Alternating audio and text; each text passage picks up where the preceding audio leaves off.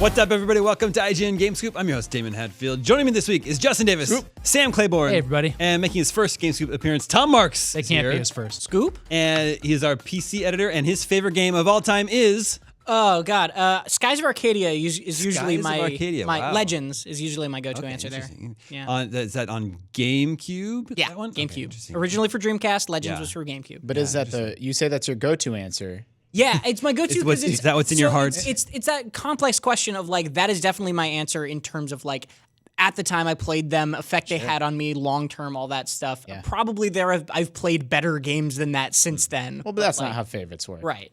Yeah, no, that's true. Super Mario 64 is my go-to answer. Yeah. But if I meditated on it for 3 straight days, I might emerge with a different answer. Yeah. You know, who knows? Wait, is that just like a turn-based RPG in 3D? Is that Kinda, but it's also Sky Pirates. It's Sky which is Pirates. like one of my favorite I like that. aesthetics ever. And then there's also these like super cool turn-based ship battles where you're like fighting space or pirate ships in the air. It's just awesome. It's got a cool pirate bounty system where you're hunting down other sky pirates. and you played on GameCube? Yeah, I played on GameCube. Man, I missed this entirely. So my it's great. question is, what happened to the series?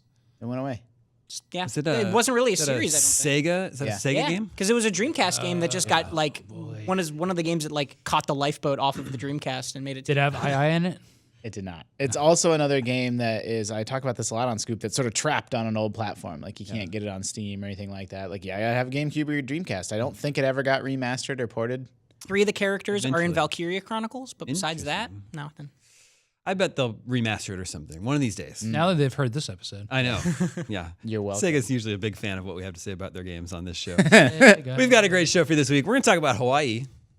been there. We're going to talk about Sea of Thieves.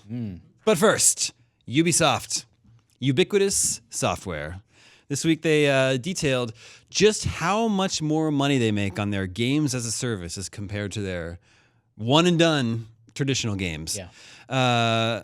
This is in some earnings that they shared this week. So, they release a game traditionally, it makes most of its money in its first year, right? Yeah. And then in its second year, that game will make 13% of what it made in its first year. Interesting. A game as service, though, makes all that money in the first year and then will make 52% in its next year of what it made last year. So it's just like, it's so much more money. Damon, that's 39% more. It's a lot more, yeah.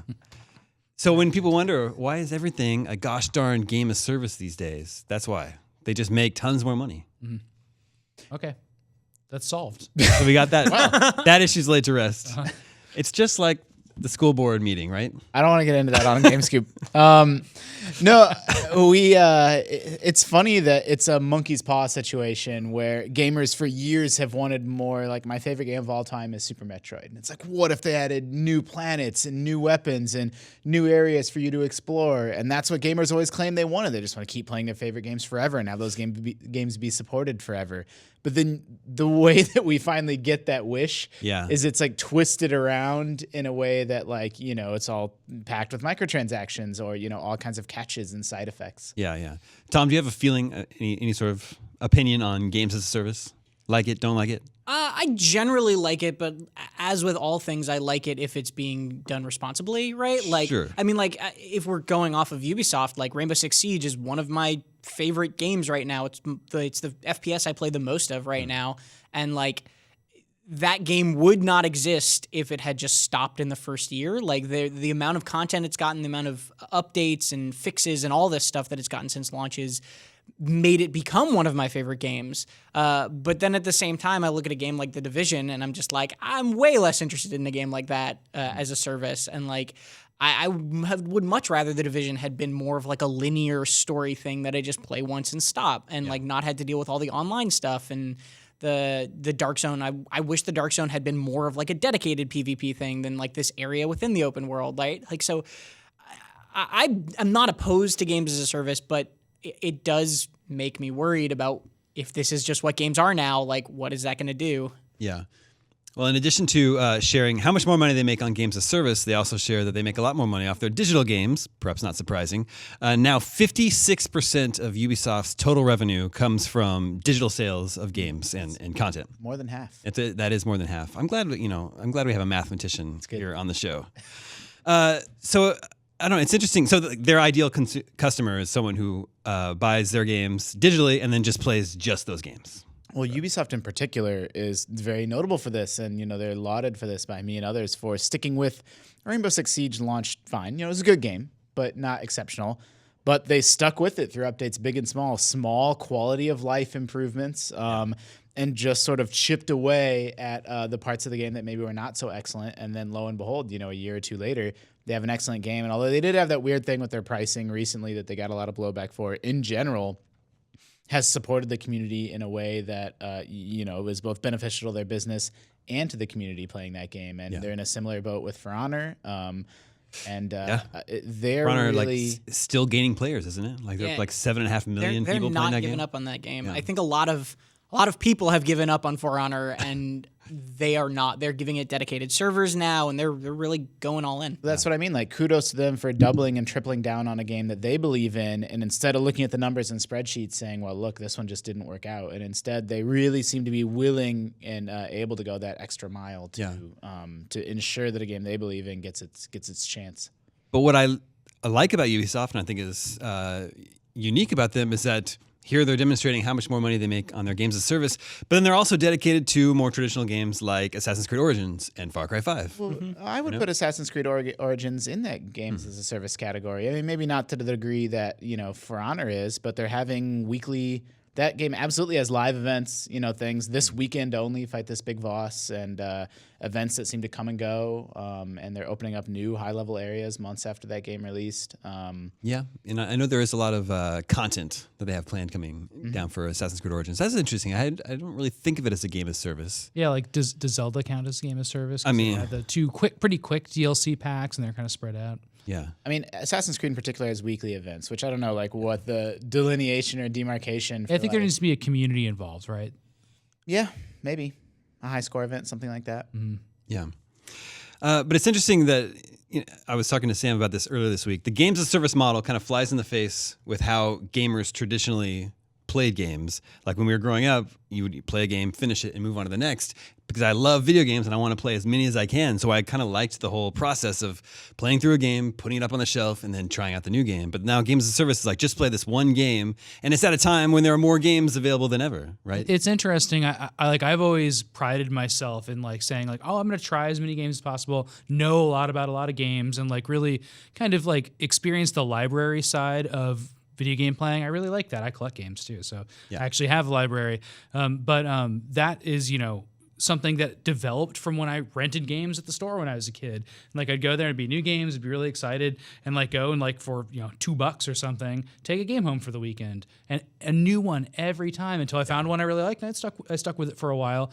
But it's like you get this huge experience of games, and like maybe that you could say that like games as service is saying like, don't just stick with one, don't play all these other games, and you're not having other experiences, but it's on you to make those other experiences. And we have things like Steam now, which make it so much more possible to play many games for so cheap. Like we kind of have both worlds right now. Yeah. And it's kind of up to your tastes. And then, I think there's some self-improvement and stuff to be had. And if you want to write about games or think about games, you want to play as many as possible. Yeah. I definitely don't want to hire people that only play one game, so Unless that's their beat. Unless that's their beat, which if we only have 3 games in the future and we all only play those, then we'll definitely have to have people that only play those games. I like thinking of games as a service also. Like I like playing them kind of cyclically, right? Like Warframe is a game where I will come back to Warframe every few months and get really obsessed with it for a while and then go like just stop, right? And that doesn't mean that game is dead to me. It just is like, oh, I'll see what they have, what's new. Maybe they'll update the game with a new thing, and then I'll just come back to that. And then I'll drift off of Warframe and I'll be playing Siege for a bit, and then I'll drift off of Siege and I'll be going back to Overwatch for a bit, right? Like, do you find your friend groups move with you through those? It depends sometimes. Like I have a lot of my friends more recently have like started to dip off of Siege, right? And before Siege, they were all playing PUBG, right? And so I'm sure at a certain point, PUBG is going to come back to the top of that cycle, and like we're going to be playing that again. I think that it does bring up a key thing though, which is like all the games I just mentioned, I have way more fun playing them with friends than I do on my own, right? Like all those games, I think games as a service kind of encourages that, is that idea of like you said, the community, right? That's your friend group. Social experience. It's your social side of it, which we always had with like GoldenEye and stuff like that in the pre-internet era. For sure, like couch co-op was a big deal, and like I always liked those games, but it doesn't mean I stopped playing Mario 64 as soon as Super Mario Kart 64 came out. Yeah. Tom just touched on something important, which is, putting down one of these games. I think I'm a casual or maybe not so casual Destiny fan. Like I like Destiny 2, the shooting, the lore, everything about that game, but I'm not the type of person that's going to sit and play with it for years and years like the people on the Destiny subreddit. I think that community is kind of whiny, actually. Or they complain about, like, I'm out of things to do. And it's like, that's fine. Like that game doesn't Too bad there owe aren't you. any other games to play. Yeah, it's like that. Destiny 2 is new, but it's still, 4 or 5 months old? So, if you're tired of it, if you feel like it's run its course or you're feeling a little burnt out on it, like, you don't need to go onto the Bungie forums or that subreddit and complain. Although I understand that's coming from a place of passion and you just wish there was more you could do with the game. So I get that. But that attitude has always just been so interesting to me. It's like, that's fine. Like, don't play it. Come back in a year when the next expansion comes out. Like, that's how I play. Like, I don't play World of Warcraft, but I do because I pick it up once every other year and play for 2 or 3 months. And then that's my cycle with that game that I've settled into. Yeah. Like, it's not like I'm a WoW player or not a WoW player. Like, I dip back into it. Well, that's also, it's interesting because that's an expectation that has been built up by other games, right? Like, in a weird way, Minecraft ruined it for everyone, right? Like, Minecraft got such consistent updates for so long and, like, really popularized this model of, like, for lack of a better way of putting it, it basically invented early access, or it, like, popularized early access and allowed people to do that sort of thing. And then, you think of a game also like Terraria that did a similar thing where for years and years and still that game is just getting content updates. So that when a game like Stardew Valley comes out, you have people complaining being like, yeah, once you get to like the 60-hour mark of Stardew, there's really like nothing to do. And it's like, that's where I am right now. Right. And that might be true, but also you spent 60 hours in that game. Yeah. It's like not every game needs to be Minecraft coming out with new content. Like the expectation that every month there's going to be a new crop or new town event or something. And to their credit, they are working on some updates from Stardew Valley, just not as many and as frequent. Yeah. Well, a 2-player update that's still coming? It's 4-player, actually. 4-player. Wow. So there's like flamingos or something? Some single-player content. I missed the flamingos. Yeah. All I saw was flamingos. the purple boat. They're making a magical purple boat. some secret purple boat. There is content coming to Stardew, but it's not like, it's just a content drop. It's not like that's not a game that's seeing new things added to it on the regular. One of my followers on Twitter, Alan Billingsley, had an interesting question about this whole games as a service topic. He says, I think it would be interesting to discuss how these games as a service will age. In 10 years, will Destiny be running on fan servers, maybe with fan-made content, or will they just be shells of games because so much of the game was stuck in loot boxes? I don't know. It is an interesting something to consider. Like in 10 years from now, what is Destiny? What is Warframe? I think the first part of that is significantly more important than the second part of it. I think the loot box question is like, you brought up at first, you were like, will these games even be runnable and will they have loot boxes? It's like, will these games even be runnable? We already see games shutting down because of this. I mean, Mojang's, the developer of Minecraft, Scrolls, they had this card game that they stopped developing like 2 or 3 years ago. And MMOs, Yeah, and that's finally shutting down. But one of the things the Scrolls team is trying to do is make a server tool that the community can use so that when the game does officially shut down, the community can run their own servers. That's cool. I'd love to see that happen for more games going forward. It should just be a standard practice. Right? Yeah, it should be. Like, we're not monetizing our game anymore. It didn't work out for us. Here, we've open sourced, whatever element of this that we can for you to just take it on yourself. There's just no financial incentive to do that. Yeah, well, unfortunately. That's true, but there's also no financial disincentive. Like, presumably, if it's not a business for you anymore, like, turn it back over to the community. Oh, yeah. Maybe. I wish you could just give them all your files, but it seems like you have to actually make that work, which costs money. You do. There was that in the Scrolls example again. They were saying like, we cannot just give you the source code. If we give you this, like, that is something we can't do. And I'm sure that came from like Microsoft directly, right? Well, where's Microsoft and Mojang going to scrounge together the money to do this anyway? Yeah, that's true. I mean, there's definitely elements of. Even in Destiny 1, these games as a service, just a complete, disregard for, maybe spin it as a positive, a willingness to just not keep the product static. And Destiny 1 at launch is not the Destiny 1 that you go back and play today. They replaced the voice, Tyrion Lannister.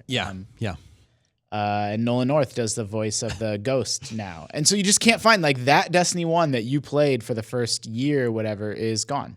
And World of Warcraft is another example. The World of Warcraft you played at launch is gone, and the Cataclysm expansion revamped all those quests and all the whole old world. And So aside from even hosting those and making sure that they run on a shared server, you also need people to play them. And so think of yourself in a library in 50 years. You want to play Destiny 1. You could probably conceivably get it up and running, but it's empty. And what's actually there to play? So you're going to be playing robots. That's what you're going to be playing. Yeah, but Robots. It worked in to Perfect fill Dark. your game. It worked in Perfect Dark. I do see games like Quake and Quake has proved that there's still value in being able to, last year I think it was, I was in a 20-man Quake server playing Quake 2, with a bunch of people, and it was if you just tried to go on to Quake, you couldn't be able to. But if you find the right group who wants to do that sort of thing, being able to jump into a game like that would be really cool. That if you were we need the Library of Congress to help us out here. I'm all for that. I completely agree. I mean, video games are weird. They're a weird, different medium than everything else on Earth. A video game can be a 2-minute experience on your phone or a 1,000-hour experience on your PC, and that's part of the challenge. Dan complains about reviewing games all the time. Where it's the equivalent of the same person reviewing, a television show and a movie and a Vine, all on the same review scale. That's really good. We should start reviewing Vines, by the way. 6 out of 10. Okay. And then the other part of that is, the preservation aspect of it. Games that are required to be online are required to have other people to play. It adds to the transient nature of the medium. It feels less permanent than a song is a song forever. If it's happened already, I'd like to hear about it if you're listening and can tell us. But I'm curious if people have wholly resurrected an online game. They have with MMOs. Oh boy, is it City of Heroes? It had to go completely dark, and then they said somehow we're going to get this up and running. Can you emulate it? Has there ever been? Right. Is that even possible? You could emulate? Well, there was the bootleg Pirate WoW servers for a long time, and then one that was maybe semi-official, but they eventually shut down. And now Blizzard's doing it officially. Yeah. Finally, thanks to fan demand, they're bringing back World of Warcraft vanilla classic servers. Yeah. That's pretty interesting. I wish I could recall the name. There's absolutely fan-run MMOs that were shut down and then resurrected by the community. What happened with APB? Remember that one? Did they turn that one over I thought to? that game was still technically still playable. Didn't they make it boy. free? Oh no, that's Brink. They made Brink free. Brink is free. Which was technically a sequel, but not really to APB. Are all the EverQuests still running? Yeah. Yes, One and they still put out All two. content. Well, it's for funny that EverQuest. 1 and 2 are running concurrently. Yeah, I they're think concurrent, 1 is maybe more popular. although Yeah, I'm not sure. Daybreak still does weekly or monthly updates for that game. They're real small, but they still do it. But that's an example. If that game, because of the passion that's still around for EverQuest 1, you can't conceivably see, even if they shut it down, somebody will figure out how to run EverQuest. What about which one was I I was just thinking. What about the bad ones, I was though? gonna say Ultima Online. Is that still a thing? Oh, Ultima. That's still running? Ultima's online. RuneScape's still around. What's the Mad Max one? Mad Max. No. A Mad Max MMO? No, there's there was a popular, it crashed right away, but it was a Road Warrior type MMO. That's one that's definitely gone. I don't know. I don't remember that one. Man, what was it called? I'm just trying to think of ones that are. There's probably. I was really fascinated. I went through a phase because I really loved Lord of the Rings Online, and as much as I love that game, I would totally say it's a B tier MMO. And I got fascinated with Asheron's Call and Dungeons and Dragons Online was Turbine as well. All those sort of B tier MMOs and what happens to them when they die. And the smart ones or the elegant ones, they shut down the game in a graceful way and have an in-universe reason. They usually spawn a bunch of mega beasts and some storm or something. Ending, yeah. Did they really do? I've never heard of that. Yeah, and then everyone That's congregates together and celebrates the end of the world, and it's That's it's awesome. sort of happy, but it's also bittersweet because Yeah, then but the lights turn off, it's- then the server turns off, and it's then you can't get back on. It's just Yeah. over. But then the crappier games are the ones that don't care, don't have the time to get Turn something off. together. It's just gone. The Matrix Online, Oh yeah, the Matrix Online. That's a good example. Could somebody get that going again? don't know. I don't have the answer. Tom, can they? Let's give it a whirl. There's hope, but I think it's a very small flicker. It's just interesting to think if we set out, with lots of money to resurrect a game like that, you'd have to purchase the rights and do all the stuff. Yeah, that way you could. You could bootleg it. Probably bootleg, anyone that's with weird. enough time The could bootleg, bootleg it's it. really I think there's interesting. probably you have pirate- the game code. There's probably pirate servers of most MMOs out there Wow. that are worth still preserving. All right, moving on. But speaking of loot boxes, Hawaii has become the first U.S. state to officially propose legislation to prohibit loot boxes in video games. Nice. The text from the bill cites the recent World Health Organization's move to consider gaming disorder a disease. And the bill reads, these predatory mechanisms can present the same psychological, addictive, and financial risks as gambling. This is being spearheaded by Democratic State Representative Chris Lee, who has described Star Wars Battlefront 2 as a Star Wars-themed online casino. Yeah. Is that accurate, Tom? I mean, there was a Star Wars themed casino in the new movie, so maybe it's just that. Lee's, Very diplomatic answer. There's those dice in the Millennium Falcon. Yeah, that's true. Lee says, I grew up playing games my whole life. I've watched firsthand the evolution of the industry from one that seeks to create new things to one that's begun to exploit people, especially children, to maximize profit.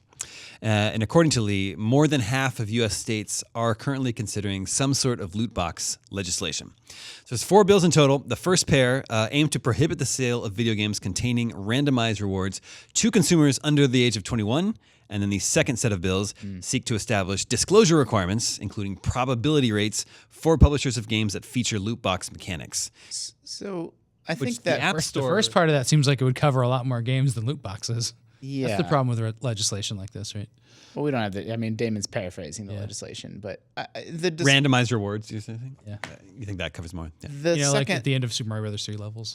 This is the star. I mean, even Diablo is Yeah. randomized. I mean, rewards, everything. Yeah. technically. I mean, the disclosure to me. So here's the deal. Like, this is a nuanced, complicated issue. Yeah. You cannot like loot boxes, and then in that same thought, have a second thought in your head that's they should not be illegal. Like Yeah. these are two, like, because that's the spot that I'm in. Yeah, I think I would agree with that. I don't like them. I don't think they're healthy for the video game industry. I also don't think I sound like someone else, but I don't think the government should be telling me what to do or mandating that I'm not allowed to do it. Yeah. Right, even though I don't like it. Yeah. The ESRB stance is that loot boxes aren't dissimilar from trading cards, from magic cards. Ban those. Ban them all. No. I think Pinball was banned for the same reason, and those laws have had to be overturned in every city in every state, and they're so stupid. Yep. Yeah. They're about like Wasn't this is a gambling machine, and it doesn't involve skill, so we're going to ban them, and they're banned everywhere. And until a couple years ago, my wife was involved in turning this over. You weren't allowed to have more than like 10 pinball machines and under a roof in San Francisco, near a school. So stupid. but put them outside and you're fine. Yeah, it's like just. I'm exaggerating, but it's exactly what it's like, and we probably don't need to legislate. I think disclosing stop that. the drop rates is the key. Like, Yeah, so people that's understand. the So people have the full Love that. knowledge before they push the button and put in $5 to understand. Do I have a 10% chance of getting the thing I want, or a 0.1% chance of getting the thing I want? Yeah. That feels like a Also- no-brainer. Also, I think in some cases making it a little more difficult to actually press the button to buy is a fair complaint. Like, I think a lot of mobile games, there are examples of mobile games that will very much incentivize just press a button and you spend $5 magically, and it's like that sort of stuff is targeted towards kids. Like, just in the same way that you were saying you can hate loot boxes and not like this legislation, the same exact thing of you can think that there are exploitative practices that need to be fixed and hate this and not like this legislation. Like, both of those things can exist. This is a really scary thing to me in the same way, because like I think there are a lot of times where loot boxes make games fun. And I think there are a lot of times where loot boxes are used responsibly and make a game better. And I hate that this kind of zeitgeist happened where everyone was like, witch, burn the witch, burn the witch. And like we're, putting loot boxes up on this like burning stake. Yeah, this pyre, because it was like, you can't just like ban them all. Like, I think that's such a heavy-handed and short-sighted way to solve this problem, because it damages so many games. And also there's the side of this where it's like, well, what if they don't just ban loot boxes? What if any game that has a loot box now can't be sold to somebody under 21? Then it's like, okay, developers aren't going to stop making loot box games. They're going to keep making loot box games. It's just that kids aren't going to be able to buy them anymore. And it's like, that's not like a good fix to this problem. It just means that like it means that the 18-year-old out there who wants to play the shooting game is like not going to be able to play the shooting game anymore legally. And it's like, this isn't a solution. There needs to be a better, more long-term solution to this. You also, there's, this isn't a particularly political show, but there is the element of, is it the government's place to be telling, any artistic endeavor what they can and can't do to begin with? The ESRB is not the government. That's the games industry self-regulating itself and saying, look, we're going to put on our own boxes. I mean, it was sort of at the government's, nudging. They said, look, you need to do this, so we're going to step in and get involved. But the games industry took care of itself and said, look, we will make this proactive change on our own.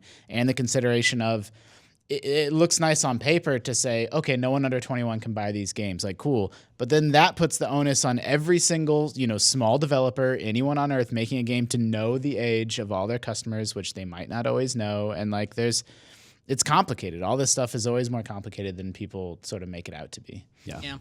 And it's so frustrating, and I get so kind of worked up about this whole conversation. I get because I do agree that loot boxes are a problem right now in some cases and in some regards, and I do agree that like. Can you provide an example of where you think it's a problem? Well, I think that the Battlefront thing rubbed me way the wrong way, Sure. and to their credit, at least for now, they haven't turned those back on, right? Anything that has power and randomization, I generally dislike. Something like Overwatch, honestly, I don't think Overwatch is a problem with its loot boxes. I think that game is 100%, all its randomization is cosmetic, and it gives you a system to not participate, like to bypass that, and I think that's great. So I agree with you. Like I would put Overwatch in the good pile. Like here's an example of loot boxes done right. But even so, like when you get a duplicate piece of gear in Overwatch, it turns it into gold instead that you can then turn into, like you can spend that gold on more gear. But they designed the system and they didn't have to give you duplicate gear at all. Well, yeah. Like, sure. so That's one of the problems. We just hand wave away this stuff, even in like the good games, like when they have control over the whole spreadsheet of what drops and what doesn't. Like, it's like, oh, you can spend the currency that you get on your dupes into more stuff. And it's like, but no one even stops to take a step back and be like, well, wait a second. Like, why does it have to even be that unfriendly? But does it bother you when you buy a pack of Magic cards and you get a dupe card? Well, there's a couple differences there. They don't know whether I have a dupe card or not, and Blizzard does, and those have monetary value that I can then turn around and sell. That's a physical thing that I own, and I have a closet full of Magic cards that I could turn into $5,000 if I wanted to or needed to. You should do that. Yeah, $5,000. I may have exaggerated. It may, if my wife is watching, please, it's not. You just open the closet and they all just pile out. And the part of this that we haven't really touched on that I also do think is a problem is like, yeah, I think that some of these things exploit, especially a younger audience, and I think some of these systems exploit people to just be pumping in money, and that's where the slot machine kind of metaphor comes in of like, you just keep putting in money hoping to get a reward somehow, and like I think that stuff needs to be at least fixed, or as you said, made more transparent, because one of the things that has happened is China has mandated that you reveal drop rates already. They already did that, and we started getting drop rates for things like Overwatch and Hearthstone and these bigger games. But like, I agree with Justin. I want those in the game. I want them right next to the button where you buy the thing. It says, here are your odds. Like, I think that is something that needs to happen. And I think that's something that's not going to happen because of this legislation. That legislation was passed. Man, I wish I could remember the game, but a game lied. They're like, you have a 3% chance of getting this ultra desirable thing, and then they did it wasn't actually 3%. And before that legislation, you're completely at the mercy of the developer to trust that they're not manipulating you. And generally, I'm a fan of Blizzard. I trust Blizzard insofar as I trust any game developer, but what's the temptation on their end to, they know what the desirable thing is going to be. And to withhold that to a greater degree than some of the skins or voice packs or whatever that people maybe they know don't care about as much, to try to get another $5 or $10 out of people during seasonal events. An example of bad loot boxes, I don't even have a specific game, but it's the time pressure, right? This weekend only, there's a special thing going on, and you have a 1% chance of getting what you want, and then that likelihood that people are going to put in another $10 or $20 or $100. The Plants vs. Zombies Heroes game does that a lot. It's always timed events. You only have this weekend to get this special card. Yeah, no, they all do. Like they all do it, but that's not that, and that mixed up with not knowing what the drop rates are, or not even knowing if they're being honest about the drop rates they are giving you, creates a pretty gross stew. Yeah. I thought we were talking about Hawaii, but then we talked about that. Hawaii is the first state. What's up with all those chickens in Hawaii? It's weird. Yeah, there's wild Just pigs to running around. Is this passed already? It's just been proposed. Oh, okay. Yeah. So Hawaii is the first state to officially propose this Gotcha. It's legislation. not the government's business. Sorry. I agree with you. I agree. But moving on to another game with eventually we'll have microtransactions. Sea of Thieves is out March 20th. It is a full $60 game. And we had a story on IGN this week about how they do plan to add microtransactions 3 months after release. Okay. Well, I know, but some of the microtransactions sound kind of cute. Someone from Rare was saying, "We thought long and hard about what's right for our game experience, and the key thing we think is that it has to add to the fun, social nature of the game. So anything in this area will not impact power or progression, and you'll always know what you're getting. So that means no loot crates. The first paid content for the game will come in the form of pets. It'll either be on a shoulder like a monkey or a cat on the ship." But it'll kind of benefit everyone socially and emotionally. So if I've got a cat, I can pick it up, look at it, or you can pick it up and run off with it. Cool. I really, really want to allow us to fire cats and other animals out of cannon. Well, okay. right. That's As long as the cat wants to be fired out of the Yeah. cannon. Beyond that, Rare is looking to include potions that can alter you cosmetically, like a potion that turns your character model old for a certain amount of time. The mission statement is that microtransaction items have emotional value, not mechanical value. yeah. I mean, how funny they're copying the exact World of Warcraft playbook on that Interesting. in terms of cosmetic pets and stuff like that That you can buy. yeah. Yeah. Yeah, that stuff. Pepe the owl. I mean, there's a million of them, and sometimes they benefit charity, and I think sometimes they don't. And, Some of that stuff actually sounds kind of fun, stuff I'd want to play around with. But I wonder, like, why isn't it there at launch? I wonder. I feel like there's always the perception of microtransactions at launch that it's like, oh, this is just gated day one content that you're making me buy. Why isn't this in the game if it's already here? And like, probably they're trying to stop that a little bit. Like, because if there is I personally don't have a problem with microtransactions like that. If you want to sell little cosmetic things just that are like little premium items, that's like the type of microtransaction that doesn't bother me.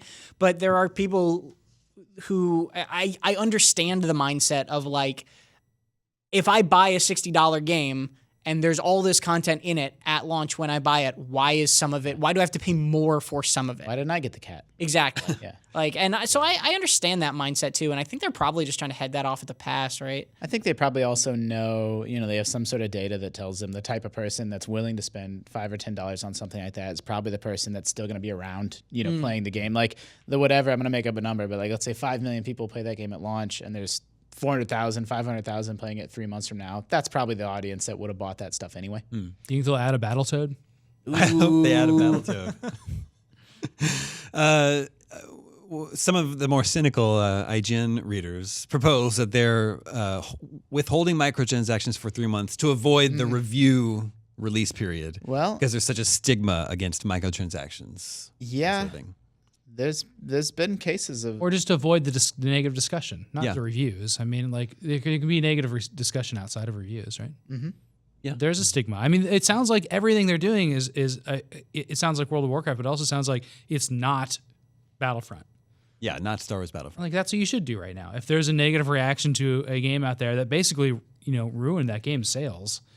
But I guess, I also, I was just saying, I think the cats sound cute. And if it were available at launch, but I had to pay extra for it, that'd probably rub me the wrong way.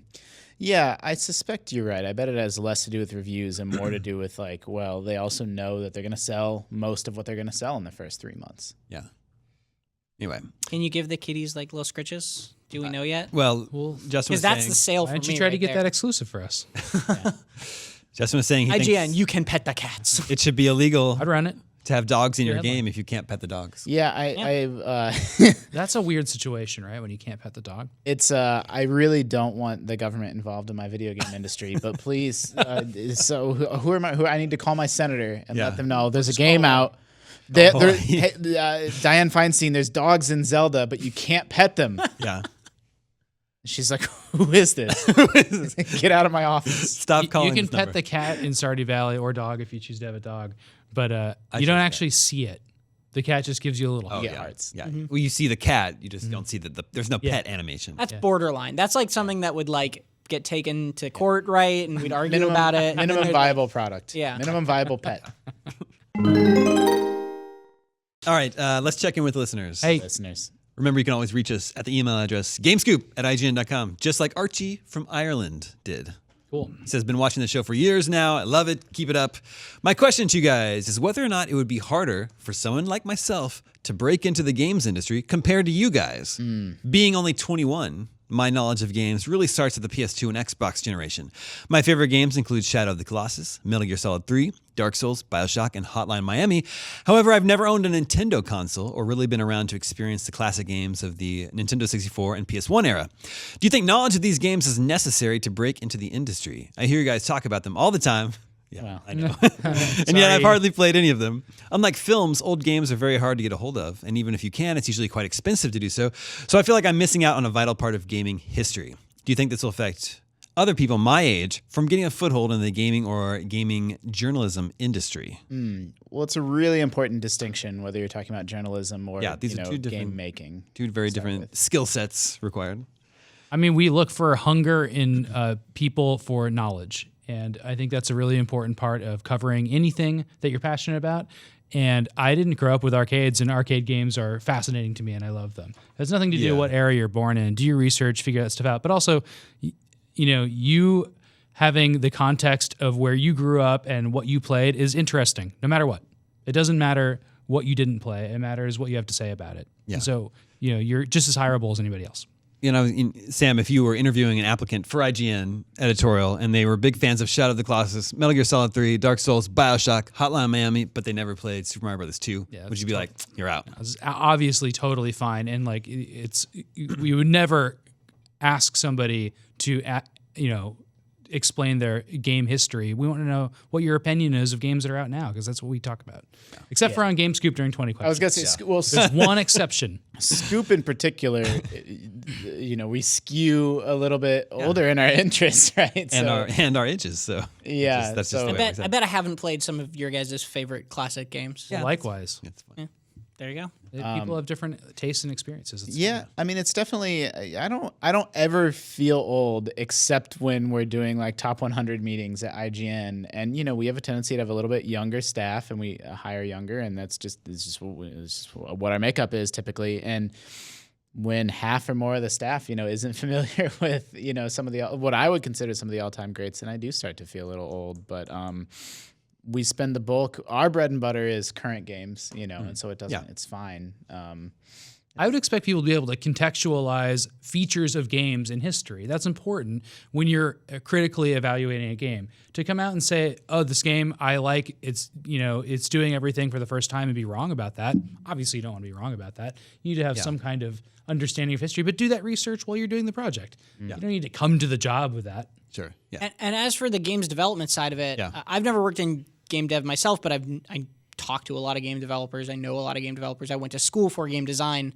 I think it's like a little bit of a just like reading makes you a good writer, watching or makes you a better writer. Like exposing yourself to a lot of different things definitely gives you kind of like a larger mindset to think about that sort of stuff. But I also know indie game developers who very vocally say you don't have to play games or like games to make games, right? Like there are people who, maybe that's not everybody, and I'm sure that a lot of game developers really do like and play games, but like those are not necessarily requisites, right? You don't have to have played every Mario game in the world. Like even, what was it? Didn't Nintendo say that they actively hire people who are maybe not gamers so that they can kind of get that breadth? I think that doesn't necessarily gate you out of it just because you haven't played old games. Yeah, I think that's a good point. And especially like if you wanted to work at Epic on Fortnite, I don't know how valuable deep knowledge of Bubsy would be for that role. Detrimental, maybe. That might be. Hey, Well, it yeah, might I actually mean, hurt your game design.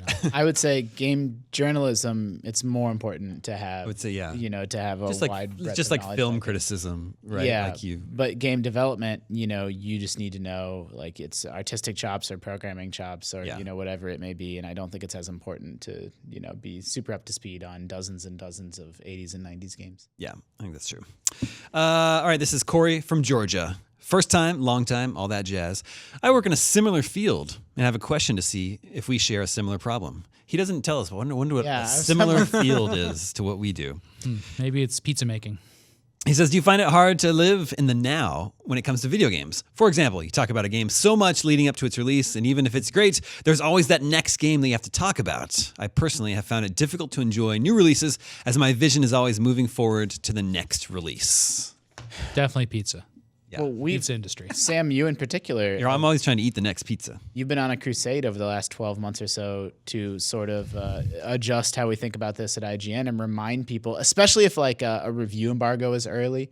Like sometimes we get a game 2 weeks before it comes out and we're allowed to put our review up a week before it comes out. And then we have to kind of remind people, hey, that game is out today. You know, So that funny. game that we were talking about in the office, 2 weeks ago in some instances, and sometimes we don't get a game early at all. But we do have to go through that process of like, what's the public mindset and how is that time shifted a little bit different than our mindset internally amongst the staff? I'm sure you guys remember reading IGN and other sites and kind of having the writer lord over you that we got this game early. That is not what we want to do here. No. And we get that thrown back at us sometimes, like, hey, you guys have access to everything. Why should I, trust you? Well, the voice we are going for is that we take our jobs very seriously when we criticize games, and it's good to have them early because we can do more with them and we can evaluate them more clearly.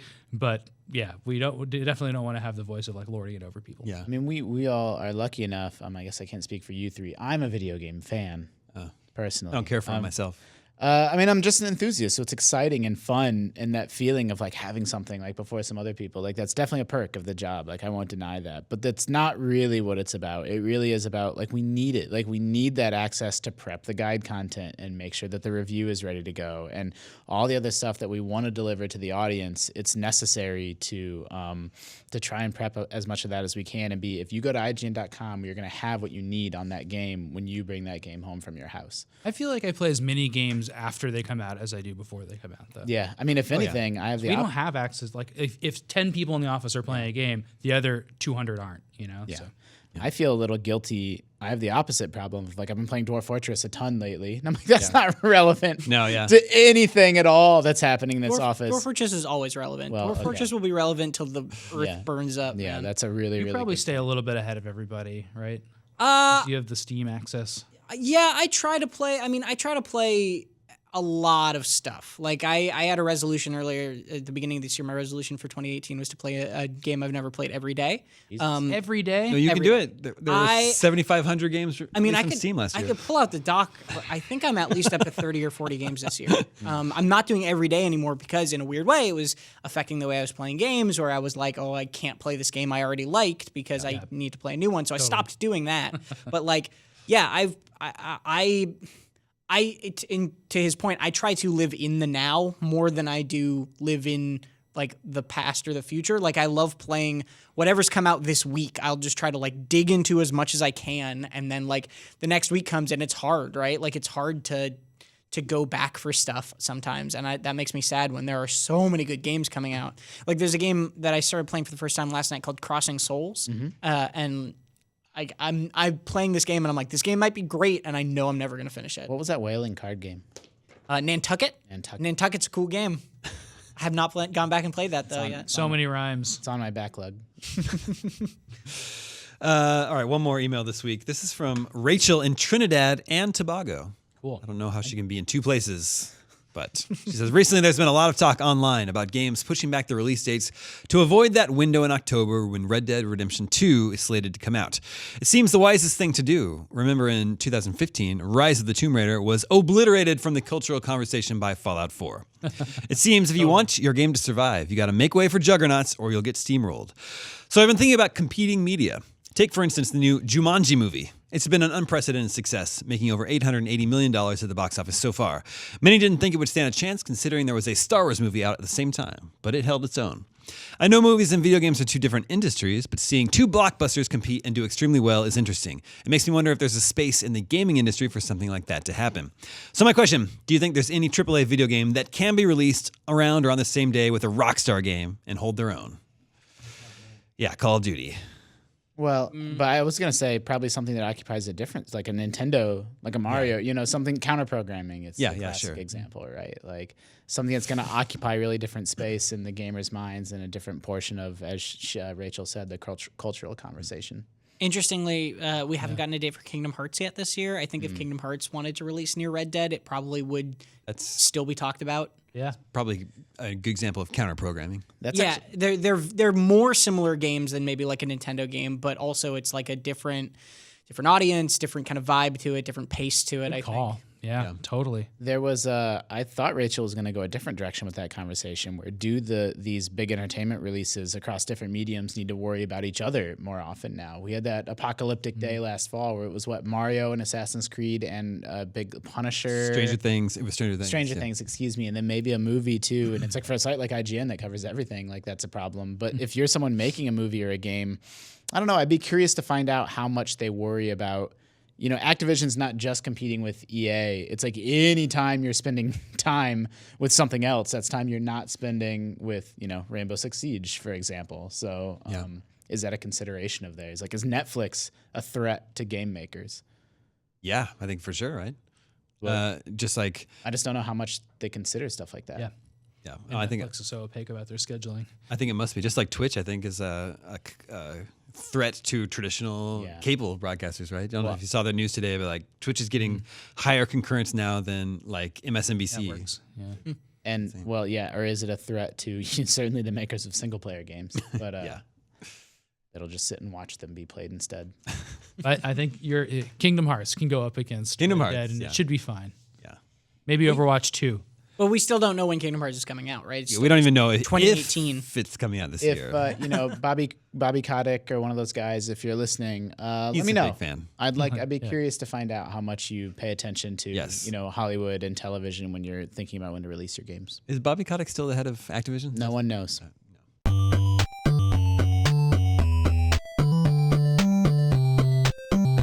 And that brings us to video game 20 questions. Tom, you know how this works? I know how 20 questions works, yes. It's that it's a video game that you're trying to guess. Then yes, I know how this works. Tom's played versions of this 20 questions game. When I go out after the show, Yeah. I walk up to the wider staff and I say, all right, the game has this, and this. What is it?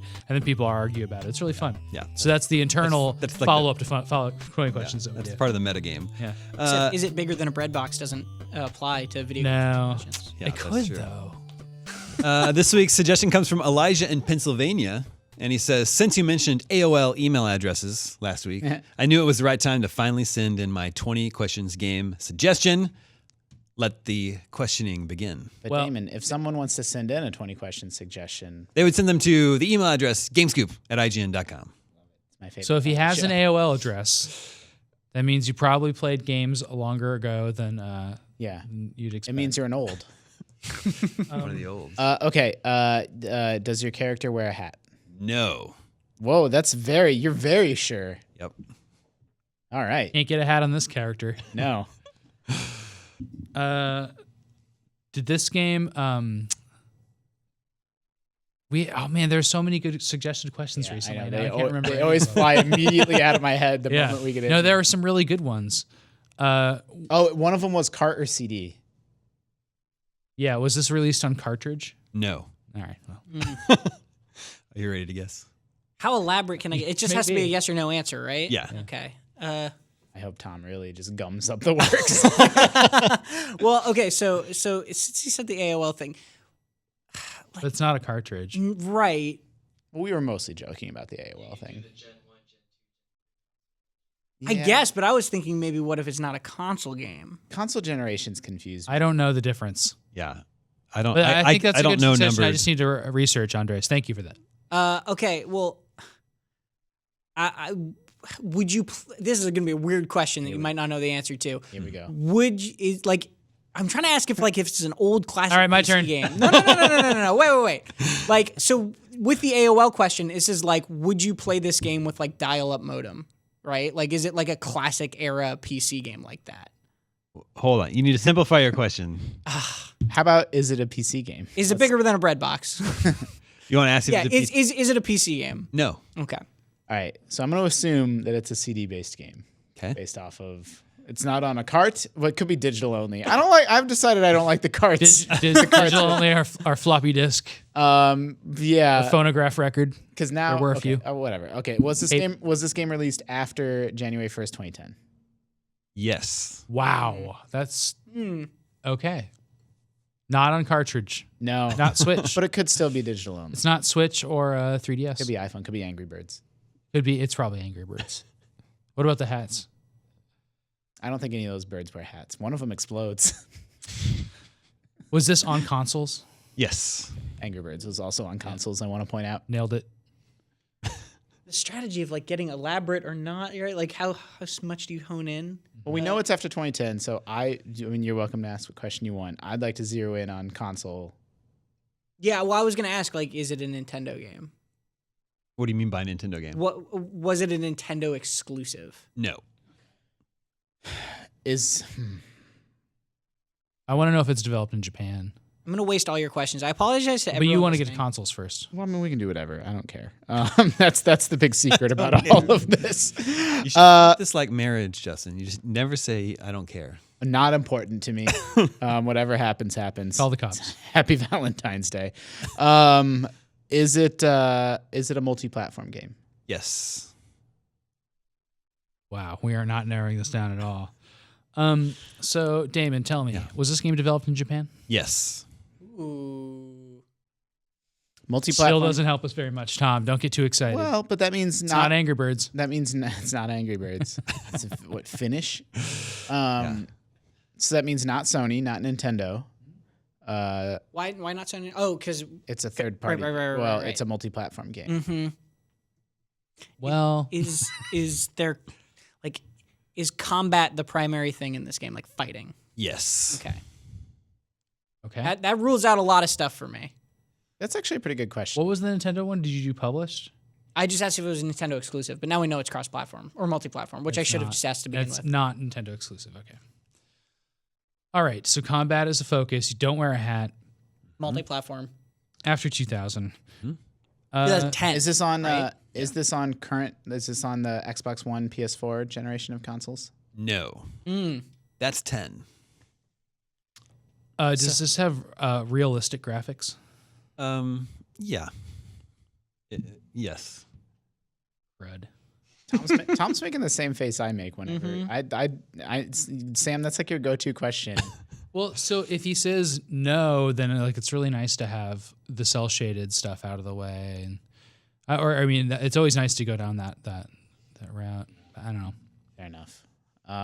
Okay, so 360, PS3 game, possibly PC game, made in Japan. Fighting things. Mm-hmm. Are you? I don't know if I want to burn a question on that. Made in Japan. Yeah. Does a robot suit count as a hat? Are you in some sort of mech or robot suit? No. Okay. Do you? Okay. Do you? Are you shooting things with guns in this game? Are you shooting projectiles in this game? If there is, that's not your primary form of attack. Okay. If there are guns in the game, they'll be like a secondary. Okay. That's interesting. Yeah. Like, So you're slashy. Is it Metal Gear Rising? Devil May Cry. Yeah, Devil May Cry. Yeah, that's where my brain was going too. I mean, if combat's the focus, But that doesn't. It's not the mean focus. it's action. It just says there is combat in it. No, I asked so if, it's like not it was if that was the main thing you thing. did in the game. Okay. Yeah. Fighting. Fighting around the world. Does this game have a sequel or sequels? No. What? One off. There might be guns in it, but it's not primarily a gun game.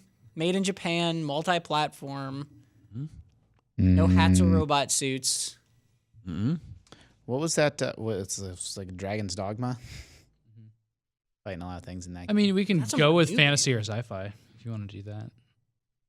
Yeah. Okay. Well, yeah, the realistic graphics. Okay. So is this game set in like a realistic Earth-like setting? Yes. That's 15. Oh man. So I think Yakuza has some sequels, so it's not that. Oh, Yakuza. Yeah, we screwed up Yakuza a couple weeks ago, didn't we? Many sequels to Yakuza though. Or Sleeping Dogs. Something like that. Could absolutely be Sleeping Dogs. Should I ask, is Wait. this 7 open world? Yeah, but you shoot the heck out of things in Sleeping Dogs. What about an open world question? Yeah. Is this 7 open world? No. Okay. When did the Wii come out again? That would have been. Well, this is Wii U generation. Okay. Because this is Wii U, Yeah, Xbox 360, PS3. Okay. We're assuming a little bit, but hopefully it's that. We'll be okay. We're in real trouble here. The realistic-ish graphics and sort of set on a contemporary Earth, and it's a Japanese-made game. And it's is it like one of the Killer 7 type games? You know, who's that developer? Capcom?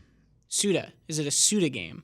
Right. You're not asking. I'm not. It's not what I'm asking. Excuse me. I'm sorry. I'm just like I'm thinking that's kind of realistic, totally. I mean, what? No more. but not the right graphics, right? Realistic So does No More Heroes fit all the criteria? But we set not up? realistic Not the graphics. graphics. No. Yeah, good call. Yeah. Because that's where I was going with it with the Wii question. But yeah. Oh man, this is stressful. And there's How do you guys do this there's every no- week? Well, we win every week, all right? Oh, So that's my bad. So you're telling me this is on me? So I Yes. Oh no. I don't think it can be any of the FromSoft games because none of them are set on a contemporary Earth-like planet, as far as I know. I thought it was like going to be Vanquish, but Vanquish has no robot suits. Yeah. That's why I asked that. Man. So combat, should we ask if it has like a sword or fists or something? I'm assuming sword. You're assuming sword? Yeah. We'll go with sword. You can ask. We have 4 questions left. Yeah. Oh, we have 4? Yeah. All right, well, we're boned. Yeah, probably. Do you use a sword in this game? No. Whoa. what? Maybe it's a fighting game. Oh, but does that? Oh, I guess we didn't ask that, did we? This is a fighting game? Wait. But there's no sequels. Doesn't every Oh, fighting game have a man. trillion sequels? Not Skullgirls. That But is also the realistic graphics and stuff is like, it's Yeah. tough. Tekkens and they have, yeah. I'm trying to think of any fighting game from last gen that Well, you said it's not open The world. so- confidence with which he said no to the hat question makes me think that. That's Oh, yeah, true. fighting games have too many hats. in them. yeah. If he had to, if there was So- like a cast of characters, he'd have to think about that one for. But a it's bit. interesting. We sort of glossed over the fact that it's not open world. Mm-hmm. So it's like something level, like whatever brawler. and you Ninja don't Gaiden. use swords. I just think it's something like Ninja Gaiden. Yeah, but that's a generation too old. Or I mean, just It's that something type like of that. the type Right. of game. I mean, they Devil May rebooted. Cry, Ninja Gaiden, they all have rebooted, like sequels. Tenchu, right? Was that last gen? Mm-hmm. 3 questions to go. Yeah. Should we do critically acclaimed? Nah, it's never helpful to me. I mean, you can if you want. And you don't use a sword. Oh, I feel like we have all the puzzle pieces here, but I just can't. Whoa. They're swirling around. One of the Darksiders games? Not Japanese, right? And Oh, they're dang, also yeah, not in yeah. contemporary Earth. Aren't they? I thought one of them was. Andres, what are you thinking?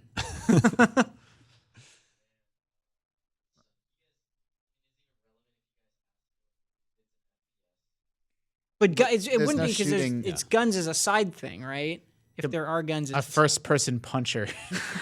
They've made those. that game. Yeah, There's this an game, Atlas one, right? Fight Night is a game that's coming out. Yeah. Fight with a Punch Night Out. with a K. Oh, really? Yeah, it's a Cute. cool looking game that's coming out soon, actually. All right. Do you Bring it home. Is it? I don't have it. What's The way he's just smiling and laughing is like, I just wonder, do you think we're going to get this one? I'm not confident. Okay. is that a question? Was that a question? No, that's a freebie. Is this one we will get? But Trying to think, should we ask about multiplayer? Does that You help guys- at all? Maybe. Yeah. Does this Yeah. have multiplayer? this does not have multiplayer. So single player game that is linear without swords on a semi-realistic Earth with a semi-realistic graphics, From Japan. multi-platform from Japan. Yep. Not much gunplay. Disaster Day of Crisis. No sword, not much gunplay. What type of fighting game has no sword but not much gunplay? A brawler. A brawler. Should we ask like no? Because I guess Oh, realistic. is this based on a license? No. No. Okay, so that'll help us guess the final one. All right. You've Is there come a to the last question. 19? That was 19. So last question has to be the guess. So What games were like, Capcom and Konami and all these companies, mucking around with back then? Yeah. Goodness gracious. I'm way No sequels is hard, man. I'm way in left field. Asura's Wrath. Yeah, that's the one with the big bosses. Ooh. But that's not really contemporary Earth or realistic. Is it not non-realistic contemporary graphics. Earth? No, I didn't it's actually like- play it. It I had only big watched monsters in it. Yeah. I was thinking like that and God Hand and stuff are really good. Red Steel. God Hand's a generation too old. So is Red Steel actually, but Totally. and Red Steel's totally a shooter. I'm but just I trying like. to think of games like that. Yeah. Zombie game? Yeah. Right. Mm. Like what's the one that the Wii U launched with? Ooh, Dead Rising. Zombie. That doesn't U? have sequels. Dead though. Rising got a sequel, but Zombie Zombie U was U, that, that's but what it is. that could be Zombie U. No, but that's Ubisoft. and that came to Oh, it wasn't Japanese at all. No, and it got ported. That's okay because it can come to multiple consoles. Yeah. But I've been so hung up on contemporary Earth being like a realistic setting. Yeah, it could be still could be contemporary. he hesitated on Earth. He was thinking about it. Playing. So I think zombie. I mean, does whatchamacallit, does Last of Us count? That kind of has guns, I guess. Well, it's not Japanese either. Oh, I keep forgetting about that Yeah. part. I keep forgetting about that part. So there was Dead Rising, Yeah. and there was Dead But Island, Dead Rising got a sequel. and Dead Island got a sequel. Dead Island got a sequel. Did Well, a Dead spin-off, and then Hats Dead, though, guys. and Dead Island 2. is No still hats for sure. Like, so you're a character in this game. It's not one of those like I'm an anonymous person games. coming. You also shoot the heck out of things in both of those games. Dead Rising also had kind of an open world. Sequels. So that one's just outright. Yeah, I'm it's just going down the wrong path here. I'm leading us astray. Yeah, I don't know. I don't think we're gonna get this one. Did we say the name of it? You guys came very close twice. Okay. Oh, How about that? Wait, if we came close twice. No, it's too late. It's too can't late. you? Yeah. What is it? And that was actually Tom that got you there both times. Yeah. Tom got you there twice. He came by, he said, Suda 51. Yeah. And he came by and said, zombies. Was it a Suda 51 zombie It game? was Lollipop Chainsaw. Lollipop Chainsaw. I got it. I wouldn't call that realistic graphics. Oh, they're That going was for, straight up cartoon. I think they're going for realistic graphics. Like they're trying to like as opposed to like cell shaded. I thought it was cel shaded. No. Okay. compared to Suda's other games, Yeah. that's a realistic graphic game. I think you reviewed got that really game. Didn't close. No, I didn't review. I've never played that game. No hat. You're the cheerleader. Yeah, I know. She doesn't wear a hat. Pigtails. Should we ask pigtails. the pigtails question from here on? Yeah. Your character So on the pigtails. focus is it is a Bayonetta like So she has a chainsaw. game, Yeah. Yeah, She has that's a not a chainsaw. sword or a gun. I think we were there with Devil May Cry and everything. We knew what type of game it was. Yeah, it is that type of game. It's a hack and slash, the linear Suda hack thing's and slash burning me game. up. Yeah. Tough, man. Yeah. Published by Warner Brothers. That game, but developed weird. developed by Grasshopper in Japan. Oh man, I just googled it. Got some interesting results. Yeah, Safe search. can there. be a dangerous one to Google. That one, Lollipop Chainsaw. Good suggestion, Elijah from Pennsylvania. The Stumped. AOL email Yeah. threw you off. I think if they stump us, they should get something. Yeah, what should it be? I don't know. Good pat on the back. Yeah. How about we make an anagram of their name? So Elijah, you work on that while I read about the DICE Awards, which are airing exclusively on IGN next week, February 21st and 22nd at the DICE Awards. VIPs of the gaming industry like Phil Spencer, Neil Druckmann from Naughty Dog will be presenting on the future of the industry and giving out the DICE Awards. Nominated for Game of the Year this year is Cuphead, Horizon, PUBG, Mario Odyssey, and Breath of the Wild.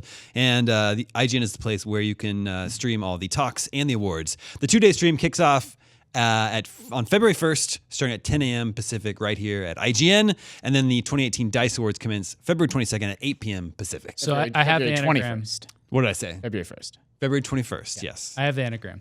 Okay, for So Elijah. his punishment for stumping us is that we should jail he. Jail he! Yes, and with that is all the scoops that we have for you this week. Thank you, Justin. Thank you, Sam. Thank you, Tom. Thank you. Remember, you can always reach us at the email address, gamescoop@ign.com. My name is Damon. This is IGN GameScoop, and we're out.